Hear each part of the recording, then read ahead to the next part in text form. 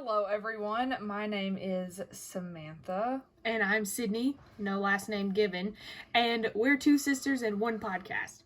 So, we are embarking on a journey to watch all Disney films, and we've already watched 2 so far. So, those that we have watched are Snow White and Pinocchio. And so today we're just going to talk about what we think about the movies, our ratings of the movies, and any other weird thoughts we had while watching them, because there are a lot of thoughts, particularly with Pinocchio. And just to be clear, that's every single Disney movie ever made, ever, because why not? So our first movie is Snow White, and I gave it a 7, and so did Sam, which is an average of 7 for people who aren't good at math. And my first thought was that I was just completely shocked at how thick Snow White was, because in all of the modern day art put out of her, she looks super skinny just like all the rest of them, but that is just not the case. In the actual movie, she is just like a chunk of a woman, very defined and curvy, which is not at all how she's portrayed, and I think that should be fixed. Snow White's the original thick queen that we all want to be. We all want to be the thick queen. And Exactly. Disney should normalize it. Come on, Disney. Give us more Snow White bodies. And then, so I also thought that there was some whack music. Some of the music just didn't feel like it fit into the story. Like the whole song about when the dwarves are like washing themselves up for dinner, like that went on way too long. And I know that it was the first attempt at a musical animated situation. That was also feature length. So, Yeah. I mean, they were trying to fill the pad time, I think, with as many musical numbers as possible, because I feel like Disney thought, I don't know if we can make a storyline stretch for 90 minutes. Let's just put in like a million musical numbers that have no real reason except Grumpy doesn't like to wash his hands. Yeah, it was just like kind of weird. That one in particular, but like all the other songs felt like they fit in, but that one really stuck out to me. I was like, what is this and why does it keep going? Because I was just like, let's get on with the rest of the story, not just dwell on them washing up for dinner. It's also odd that you only spend like 5 seconds with Prince Ferdinand. So you see him at the beginning when she's singing at the wishing well, and he just bursts out of the forest, Prince Philip style, even though he was the original, and he's like, hey girl, I like you, you're cute, even though you're wearing a maid outfit and some weird clogs, but like, I like you. And she's like, let me run into this castle, and then her whole day's flipped around. She's got to run into the forest and not get murdered by the huntsman. And then he doesn't even see her again for months later after she's been unconscious for multiple months. I'm pretty sure it goes from like spring to fall. Yeah, and like, not even joking, it lasts one day. Like, the entire film is one day, and then she is put into her sleep for then it jumps a couple of months, and there's like reading involved. I'm not a big fan of movie reading, but like, seriously, like a couple months later, he just like shows up and is like, oh, hello, we're in love. Remember a couple months ago I sang to you and then you ran away? Like, we're in love. This is what love means, okay? Singing and running away. Also, the timeline of this movie is just very odd. So you start off at the beginning, it's like probably the morning. The queen decides that it's time for Snow White to die. She goes into the forest with the huntsman. She runs through the spooky woods. She finds... Oh my gosh, the spooky woods. I totally forgot about that. Like, seriously, that would give a kid nightmares. I don't know what kids were smoking in the 30s, but I don't even know. Like, if I was a kid and I had watched that for the first time, I probably would have had nightmares, probably would have turned the movie off immediately, left the theater if possible, but it was just, I was like, what is this? So she runs through the spooky woods. She ends up at the dwarf's house. And she cleans the entire house with her woodland creature friends. Then she goes to bed. So the dwarves are at work. They come home. They spend about 10 to 15 minutes trying to pluck up the courage to fight the monster that they think Snow White is. That was a little bit annoying. Which took a little too long, personally. They're going up and down the stairs. They're falling down. They finally meet Snow White. She wakes up, and then it's time for dinner. But she's already been asleep, I would say, for multiple hours. So they have the whole hand-washing song. Then they eat dinner.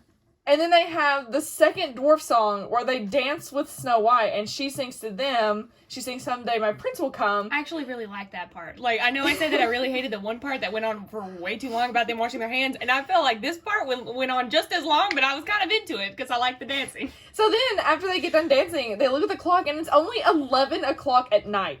This feels like the longest day in the world. Seriously. It's night for so long. And I don't know if it's because it's in early Europe. Spring, or like early spring when it's like dark. If it's in early spring, I don't know what. So it opens the next day. She sends them off to work with a kiss. Dopey runs into the door because he's cute. He gets like 15 kisses. They go. The witch comes. She eats the apple. She's dead. It's only been like straight up a day. And then she's unconscious for many months. I mean, every season passes before the prince shows up to save her again. And I'm like, I don't understand how all of this movie, it's literally like almost an hour and 20 minutes is one day. And then you have like 5 minutes for the ending.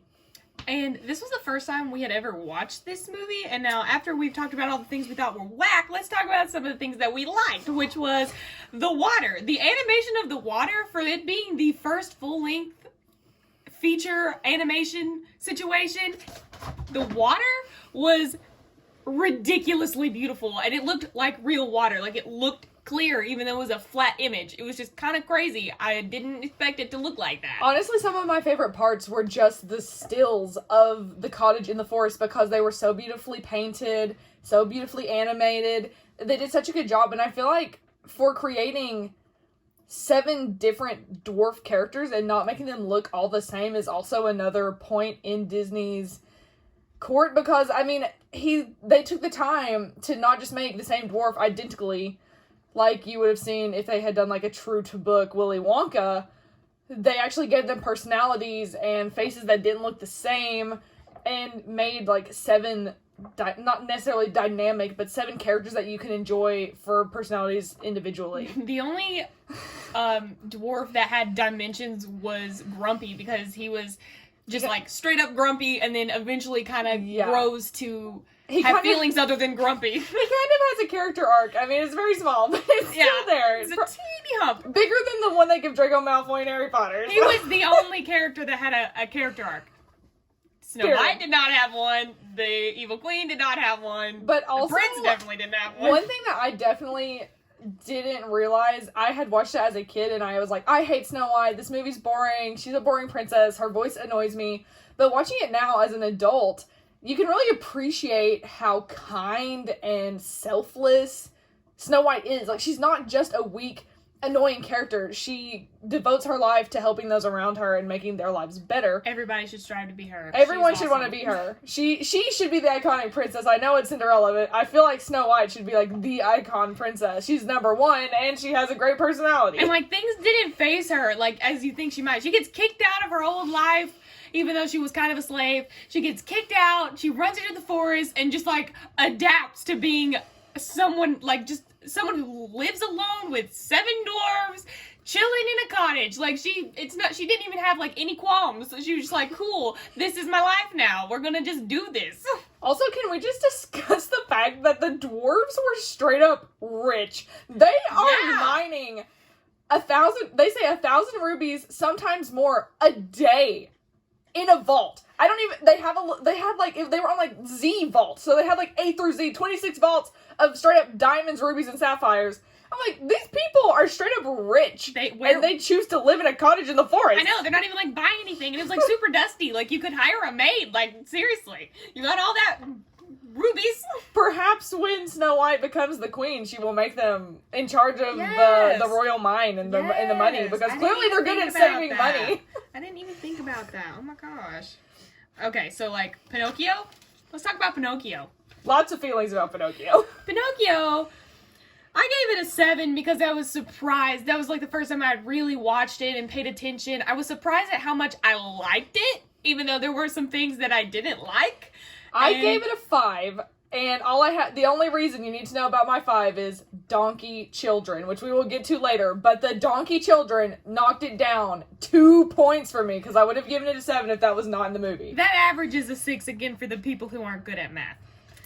And so my first thing that I thought after the movie was over, I was like, Jiminy Cricket is the worst conscience ever. He is. Seriously, everybody's always talking about how they need their Jiminy Cricket, and like he's kind of like part of the face of Disney. You want better. You deserve a better conscience. Every single time Pinocchio needs his help, when he's like, oh, I'm just going to go join and be an actor now, or I'm going to stay with the gypsy, that's cool. And Jiminy Cricket's like, well, clearly he doesn't need me because he's already chosen what he wants to do. I'll wish him luck on his acting career. That's the exact spot when you're supposed to be like, hey, no, wait, let's not do that. And I think he does do that the first time about the acting. Yes. And then Pinocchio's like almost ready to leave, but then what's the fuck's guy's name again? Oh, Honest John. Honest John is like, but wait, no, let's go. And he's like, oh, okay. And then Jiminy Cricket just gives up. I'm like, okay, you can't just try one time and then give up. Like, come on, the fairy made you his conscience, gave you new clothes. Like, let's go. Also, one thing that annoyed me about Jiminy Cricket is that he would get angry at Pinocchio for making the wrong decision. I'm like, this is like a baby person that could walk and talk. He literally was not a human until today, so he literally knows nothing. You have no reason to be angry at Pinocchio. No, he can't help it. He's just a child. Like, you're supposed to be his conscience. The fairy didn't give him one because of you. Exactly. And you're failing all over the place. The Blue Fairy didn't say be his conscience unless you're mad or you think he's got it covered. Yeah. He's literally a child. No, he does not have it covered. Oh my gosh. He gets in trouble many times. I was so mad. And I felt so bad for him because then he ends up on that island and then and he has to go save Geppetto in the whale. And it's all because Jiminy Cricket sucks at his job. Like, that's the only reason. So no, in conclusion, he did not deserve his conscience gold medal at the end of the movie. I would have given him no medal. What was it? It was like a star or something? Yeah, it's back to hobo life for you, Jiminy Cricket. Exactly. I would have been like, sorry, Jiminy, you sucked at your job. So yeah, maybe When You Wish Upon a Star is a bop, but that is no excuse for him being like the face of Disney. And he sings that before he's even his conscience. Exactly. He's just like singing that at the beginning. It's like the narration into the movie. It's over the text you have to read, because this was another movie that had text. More reading. You know how I feel about the reading. So the next point that we wanted to bring up is, why are there two random characters that are animals? So like everyone in the movie is a person except for Honest John and Kitty. And Kitty can't even talk. Yeah, she doesn't even speak. At least I think it's a she. It might be a man. It might be a he. Kitty doesn't talk. And it felt kind of weird because there were so many opportunities for I'm gonna go with it. For it to speak and like join in Honest John's conversation. Yeah, and it doesn't. And it was just like, why are you even here? What is your purpose? Because Honest John was there to like be the temptation of all the bad things that a human being could possibly do, but he's not even a human being, and then his partner doesn't even speak, and it's weird. I honestly feel like Disney was like, we need some characters we can make into characters at the park. Here's Honest John and Kitty. Yeah, bad guys, but like still, you know. Because Geppetto, weird character to have in a park. Pinocchio, a little too small. You need a kid actor and that won't fly. And Jiminy Cricket's like, why would you Cricket? Who wants to do a meet and greet with any character from Pinocchio, really? I mean, honestly. Really? But back then, since there was only like 2 animated movies, I could see the draw, I guess. Yeah, but like, Honest John, man, terrible dude. But then you meet the guy that runs the island that's selling the Donkey Boys. Pleasure Island, yes. He's way worse than Honest John. Even Honest John and Kitty are like scared of him. And I'm like, dang, you know he's bad if the two people that we have been shown as the bad guys is worse than that. Like, seriously, I was like, oh my gosh. And then his face turns into the devil. And you're like, oh my gosh, this is another one of those things. Like, if I was a kid and I was watching this, I would have nightmares about this man whose face turned into Satan. Apparently in the 30s, 40s, and I'm even going to wager the 50s, it is perfectly okay to terrify children and really hit them over the head with, if you're not a good kid, bad things will happen to you. Satan is going to come and turn you into a donkey. I mean, this movie overall has the same energy as the one scene in Polar Express with the puppet train car. Yes, it's like that uneasy feeling. You feel like you've ventured into the wrong place. Wrong place. Disgusting. And then rewind a little bit, going before that, the gypsy that he is like with the acting situation, but was this guy even... I'm not even sure if I could consider Pinocchio an actor because this guy was putting on puppet shows. So yeah. I'm just thinking it was going to be like a puppet show, but then this puppet can speak. But then he like throws him in a bird cage, and once again, Jiminy Cricket is like, maybe I shouldn't let him out. But then he eventually lets him out, and then Pinocchio's super happy. And then the next time, Pinocchio's like, oh, I'm going to make a mistake, or not necessarily says that, but about to make a mistake.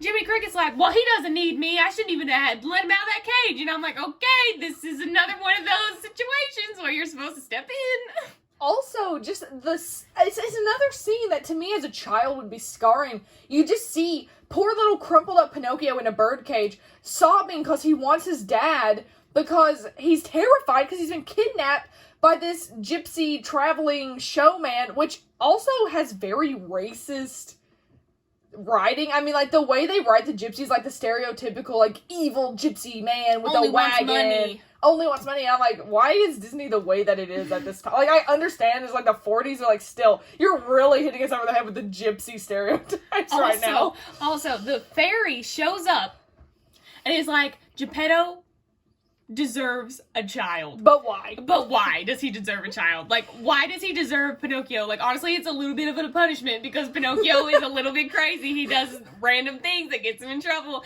And then Geppetto, love his soul, is like, I gotta go find him, and then ends up in a whale. So, like, what did he do to deserve this? Which raises another question, like, why do they end up in a whale? That seems like the most random addition to the story to me. I mean, we've got talking foxes and not a talking cat, but it can walk like a person. Pleasure Island that turns boys into donkeys. We've got Pleasure Island. We've got Devil Man. We've got talking puppet. But why are we in a whale? Why is Monstro a thing? How did we get here? And then not only do they end up in the whale, which is also kind of biblically symbolic of Jonah and the whale. We just saw the devil's face, and now we're in a whale. And I'm like, what are the thought processes here? But then after they end up in the whale, Geppetto's like, why the heck did you come after me? Geppetto, why the heck did you go after Pinocchio? It's the same reason. Yeah, exactly. And then he loves you and you love him. Yeah, and then they end up in this whale, and Geppetto has given up. He's like, we're just going to die here, but Pinocchio, you won't die because you're immortal because you're made of wood. But then they set a fire, and I'm like, how did they set a fire? Everything has to be wet. They are at the bottom of the sea. Everything has to be wet. So they light some wet wood, which is impossible, and they start a fire, which makes the whale sneeze, but then there's like, they get out of the whale, but then it's like sucking them back in, and then that happens multiple times, and I'm like, okay. It's a little too long. Yeah, too long for the whale chase scene. And then Pinocchio straight up dies, but like somehow. How? He drowns, he's made of wood, he has no lungs, he was just at the bottom of the sea, screaming Monstro. Also, it wasn't drowning. Also, wood can float, so not sure how he was sinking. He was sinking and drowning. Because that's the whole point, right? He ties that rock with his tail to keep him at the bottom, but then when they get out of the whale, he's like drowning. And I'm like, whoa, consistency. Can the wood float? Can the wood not float? Where is he standing? And then he dies. And we're like, what is that? And then the fairy comes back and is like, you pass all my tests, so you get to be a real boy, which apparently brings him back to life. And once again, I'm thinking, what did Geppetto do to deserve all this heartache? Like, seriously, he has a son, but then he dies, but then he runs away. I also feel like the timeline for this story is kind of the same as Snow White. It's a very short timeline. It doesn't really seem like it's happening over a long period of time. It's like he gets Pinocchio, the next day he goes to school, that same day he gets kidnapped, the next day he tries to find his dad, but he can't because he's been taken by a gypsy, so his dad's already gone. So then he ends up on Pleasure Island, and then he ends up in a whale, and I'm like, this has to be at least a week at the maximum. At least it's not one day. At least it's not one day. Because that felt a little long. Like, also, it was like, also, the iconic his nose grows when he lies only happens in one scene. It happens in one scene, and then it doesn't happen ever again. And I'm like, how did this become the stereotype? He only does it the one time when the blue fairy's trying to ask him how he ended up in the birdcage, and she's like, oh, you're straight up lying to my face. Period. Yeah. It doesn't really make any sense. But let's get into the nitty-gritty of why I have beef with Pinocchio. The Pleasure Island. The devil man kidnaps all these boys, because he kidnaps these boys whether or not they wanted to go. And but most of them were like, heck yeah, I want to go to this fancy place where there are no parents and I get to eat whatever food I want and ride on these magical rides and apparently drink, smoke, and curse, because that's cool for children to do. So Pinocchio ends up meeting a boy called Lampwick, who he terms Lampy. Lampy is his nickname. And they get into all sorts of shenanigans on Pleasure Island. They're drinking, they're smoking, cigars. Bring back to the smoking. How is he smoking without lungs? Pinocchio gets sick from smoking, and I'm like, you have no lungs. You're made of wood. It's again with the not drowning and the smoking. There's like consistency issues. So he does that. Lampwick's doing the same thing. They're playing pool. They're gambling. They're cursing. They're saying lots of little naughty words, except not really, because they can't, because it's a kids movie. But they are legitimate curse words. There's another instance of Jiminy Cricket leaving Pinocchio when he needs him the most. He gets mad at Pinocchio. He leaves. Then he discovers a secret room where, and this is where the crap hits the fan, people, there are little boys straight up turning into donkeys. Well, Lampy, like, is turning into one in real time. In real time. Like, you actually, like, see it happen, and then Pinocchio starts to turn into one, but then doesn't all the way for some reason. It's because he stops doing the bad things. I guess. Why. So, in the secret room, the devil man is, like, putting the little donkey boys into crates and shipping them off to be sold as slaves to, like, mines and stuff. And there's, like, a few of them that haven't completely turned into donkeys because they can still talk. And they straight up start crying and saying, I want my mother. They're crying. They want to go home. And it is just gut-wrenching to me. Every time I watch it or think about it, I want to throw up. To vomit. Just somebody saying, like, they want their mom and they're crying. That's you're, like, at your most vulnerable. You are so scared. And even Lampwick, who is deemed a bad boy, a bad character, a terrible person in the movie, starts crying for his mom. And you, like, feel bad for him because he just wants to go home. And he's still a kid. And also, they're children. They didn't know what they were doing because they were kids. Again, this man is just straight up kidnapping people and turning them into donkeys. And so that deducts 2 whole points because donkey children are not okay. When we were watching it, like, I knew the story. This was, again, like, one of the first times I've ever seen Pinocchio, but, like, I knew about the donkey situation. And when they're on their way to Pleasure Island for the first time, like Pinocchio and Lampy, the thing that's pulling their carriage are donkeys, like small donkeys. And I remember I was like, those are children. And I was like kind of caught off guard because, like, when you're a kid, you don't really, like, make those connections because you're a kid, your brain is not as developed. But watching it, I was like, holy crap, they're being taken to seal their fate by people who have already done the same exact thing. It's, like, kind of sad. Did I cry while watching Pinocchio? I think I cried a little bit. I cried.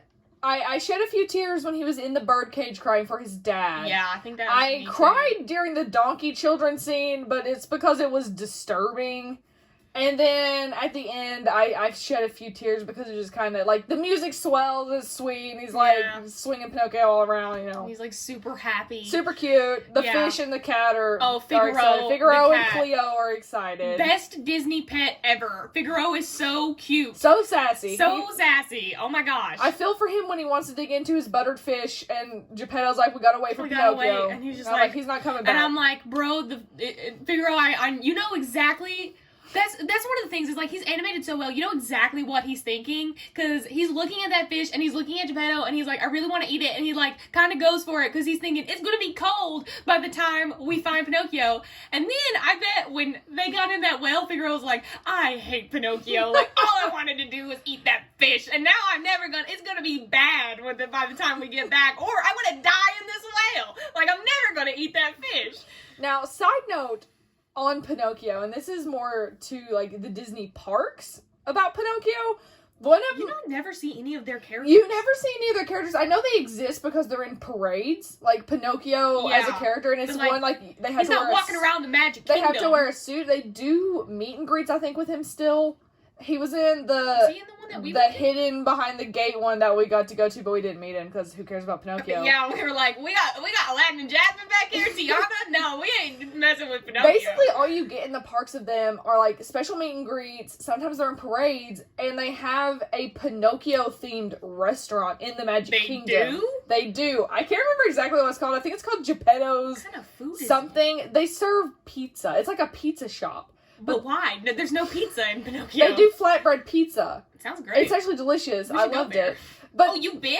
I have been. The first time I ever went to Disney, I got to eat Rachel treats you good. Rachel treats me good. I want to go there. So, me and my friends only ate at all the cheap places. I think the reason that it's a pizza place, and this is something I also wanted to mention, is that Pinocchio is supposed to be set in Italy. Even though it looks very German. It's an Italian story, which is odd because the whole movie, it looks like a German town. He's wearing lederhosen. Yeah, they are high-key wearing lederhosen. And clogs, and they have German puppet women. And also, Geppetto makes, like, cuckoo clocks, which is very traditionally a German item. A cuckoo clock. So I'm like, you're hitting me over the head with this German imagery, and then you want me to believe that oh wait, no, we're in Italy, by the way? Sure, the name Geppetto and Pinocchio, those sound Italian. And they don't tell you in the movie that we're in Italy. They're just don't like, tell you here's a story. They don't tell you they're anywhere. This is Pinocchio, and it's happening. Where is Snow White set? Snow White is set in Germany. What? It doesn't look German either. The reason I know where most of them are set is because in Epcot... Oh, yeah. In the park Epcot...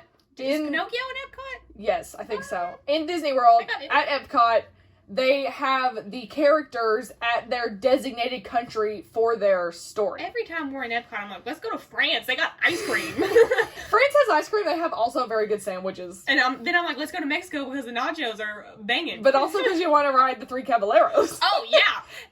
The Three Caballeros, I had never ridden it before. The last time we went, it was inside of a restaurant. It was like hot, and we were like, it's inside a restaurant, air conditioning. It was great. It was one of like the boat. It's a boat ride, and it goes actually through the restaurant. It's pretty cool. And there is high key no wait because ain't nobody want to ride the Three Caballeros. I'm pretty sure that Pinocchio's in Italy. In Epcot. I've never seen him because I rarely go to the Italian pavilion because I don't even know what's there. That's because you can go eat in Japan and get some hibachi. And watch acrobats. Yeah, that's like exactly what you want to do. And get candy. I mean... Yes! Press some pennies! And then you want to go to Canada because it's just nice over there. They got a fun, like, cyclorama like show thing. That was one of the things that I was like with really Martin Short in Epcot. There was like no penny presses. There were a couple, but they were really hard to find. And Disney needs to get their crap together because the map that we were given from a Disney employee was outdated. Like there were machines on the map that weren't in real life. That seems very Disney. Yeah, I was like, what is this? And then they're like, oh, this is a penny press? Nah, fam, it's a quarter press. You got to give me $1.25. And I'm like, no. So, we've kind of come to the end of the content we wanted to talk about today, but I think this would be a good time to kind of explain what this podcast is going to be like. So, basically, what we're imagining is kind of a no-holds-bar talk about whatever we're feeling like that week. In the entertainment category. It's not like, we're going to talk about, you know, what we had for lunch for 30 minutes. That'd be crazy. But, you know, like movies, TV shows. Books eventually, but books take time and I'm not the quickest reader. So, a few things we wanted to talk about, for instance, we have been on another journey to rewatch a lot of shows that we loved as children. So, we're about to start rewatching Wizards of Waverly Place, and every so often we kind of want to do an episode update. Like, we've watched these episodes. This is what we thought. Talk about some of the plots. Talk about the things plots. That we remember, don't remember. Reactions to things that we completely forgot about. Reliving our favorite Wizards memories.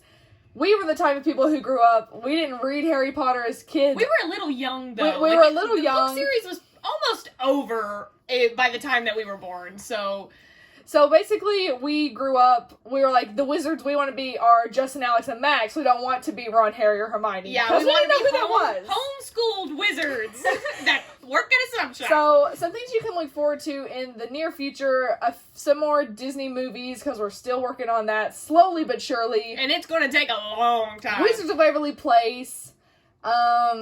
We want to talk about the Harry Potter movies and books. Sydney's eventually going to read them for the first time, and I'm going to do a reread, so we'll update you on that.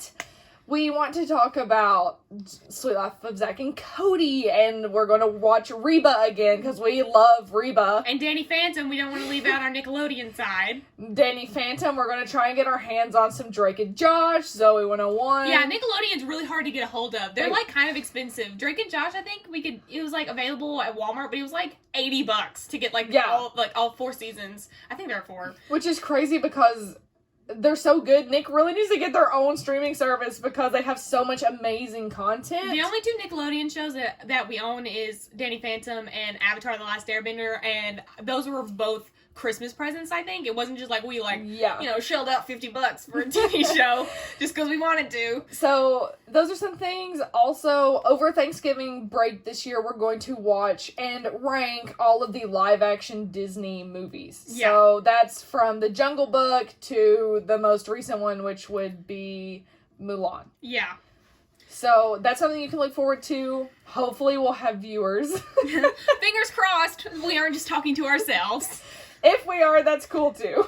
It's a passion project. We don't need an audience. We have these Funko Pops on our shelf that are our happy audience.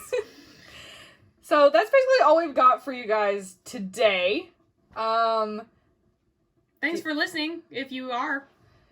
Do you want to give them the, Instagram so they can find us on Instagram? Yeah. So, 2 Girls, 1 Podcast is pretty much our thing. We are doing this podcast here. We're going to try and upload it to Apple. And we have a YouTube channel, 2 Girls, 1 Podcast. 2 Sisters, I'm so sorry. 2 Sisters, 1 Podcast. Still messing up the name. 2 Sisters, 1 Podcast on YouTube. 2 Sisters, 1 Podcast on Instagram. Hopefully, this will be on Apple if you prefer Apple. If you're randomly strolling on Podbean for some reason, you're like, I prefer Apple. Let's see if they're on Apple. We are going to do our best.